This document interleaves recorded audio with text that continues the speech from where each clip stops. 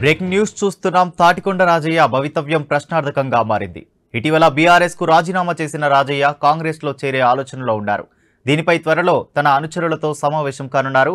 అయితే రాజయ్య రాకను స్టేషన్ గన్పూర్ కాంగ్రెస్ నేతలు తీవ్రంగా వ్యతిరేకిస్తున్నారు. అటు జిల్లా కాంగ్రెస్ నేతలు కూడా రాజయ్యను పార్టీలో చేర్చుకోవద్దని హైకమాండ్ ను డిమాండ్ చేస్తున్నారు.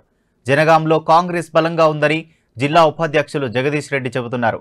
ఒకవేళ రాజయ్యను కాంగ్రెస్ లో చేర్చుకున్న పార్టీలో తిరగనియబోమని హెచ్చరిస్తున్నారు. కాంగ్రెస్ నేతల తీరుతో తన రాజకీయ భవిష్యత్తుపై తాటికొండ రాజయ్య ఆందోళనలో ఉన్నారు.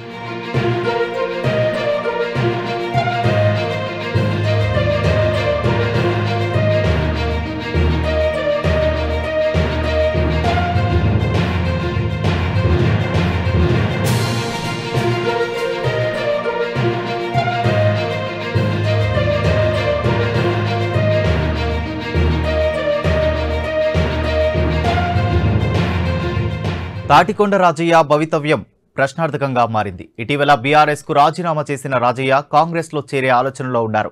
దీనిపై త్వరలో తన అనుచరులతో సమావేశం కానున్నారు. అయితే రాజయ్య రాకను స్టేషన్ గన్పూర్ కాంగ్రెస్ నేతలు తీవ్రంగా వ్యతిరేకిస్తున్నారు. అటు జిల్లా కాంగ్రెస్ నేతలు కూడా రాజయ్యను పార్టీలో చేర్చుకోవద్దని హైకమాండ్ ను డిమాండ్ చేస్తున్నారు. జనగామలో కాంగ్రెస్ బలంగా ఉందని జిల్లా ఉపాధ్యక్షులు జగదీష్ రెడ్డి చెబుతున్నారు. ఒకవేళ రాజయ్యను కాంగ్రెస్ లో చేర్చుకున్న పార్టీలో తిరగనియబోమని హెచ్చరిస్తున్నారు. కాంగ్రెస్ నేతల తీరుతో తన రాజకీయ భవిష్యత్పై తాటికొండ రాజయ్య ఆందోళనలో ఉన్నారు. కాంగ్రెస్ పార్టీకి మేము ఓడిపోయినా కూడా 95,000 మంది మాకు ఓట్లేసారు.